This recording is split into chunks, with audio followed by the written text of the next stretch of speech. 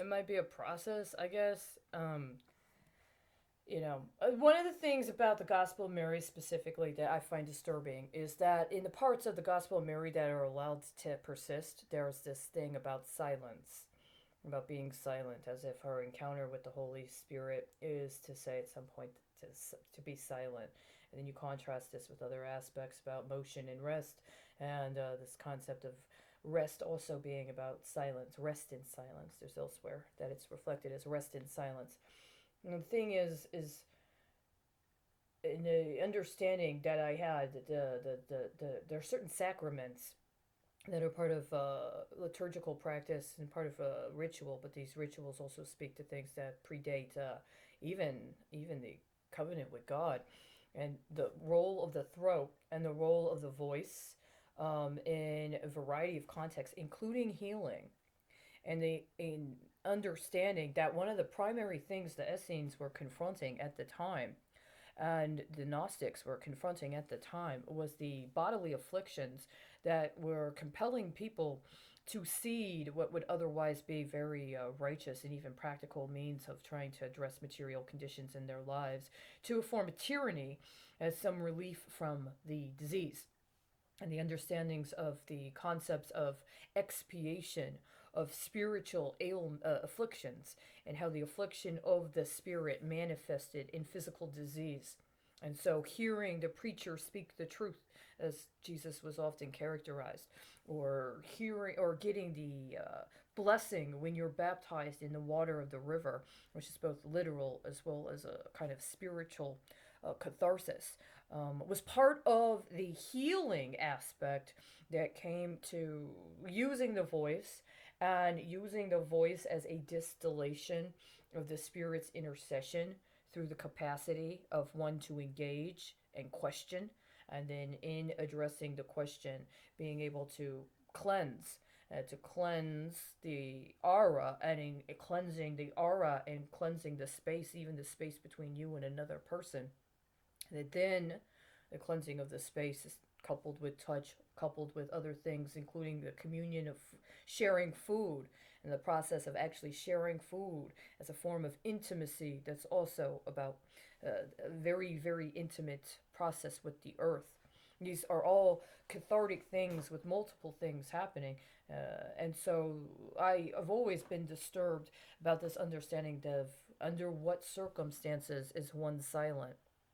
To be silent because you're engaged in such an intimate experience with other people that words are not necessary is one form of silence, hopefully, one that we can have, and that is a matter of grace. But in order to have it, there's also a form of healing that must already have commenced, or that was not yet necessary because the affliction had not occurred. And insofar as there might have been an affliction, it's a different kind of silence to have communion once you've healed from the affliction together than it is to have that silence in wonder and mystery of the initial encounter. So these are moments of silence that are one thing and distinct, but then there is the compelled silence and the projection onto Mary of being compelled to silence because the speaking of her wisdom has disturbed somebody else. And rather than engaging that disturbance with her so that they can heal together, she becomes the affliction. And so rather than the sound of her voice and the clarity and the refinement of what she is churning, being able to present some sort of dissipation of whatever it is that is afflicting them in the moment, she becomes one that needs to be purged. And the first thing to be purged is the sound of her voice. Keep her quiet. And then how long does it take for her to allow for the affliction of the spirit to compel her to silence for what? She doesn't want to be purged. She doesn't want to be kicked out. She doesn't want to again be challenged as if she is the one being put into suspicion. And then this is, additionally, even more compelling to consider if one understands and answers honestly the question, well, who else sat with wrath? Who else lived and delved into that element of the necessary catharsis of spirit?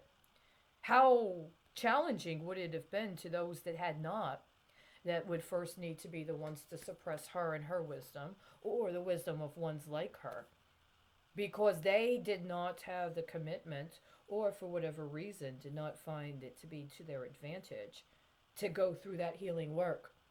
They wanted the advantages of the healing, but they did not want to be the ones to do the work of the healing. And so now we don't have Mary, now we don't have Thomas. Judas had to hang himself from a tree. Peter, he was forgiven. We need that. The others. Martha, where's Martha? All of these things, over time they happen. Well, if we cut out the affliction, if we get rid of the affliction and keep it very simple, then everything else can be consolidated into maintaining this specific understanding of what is appropriate.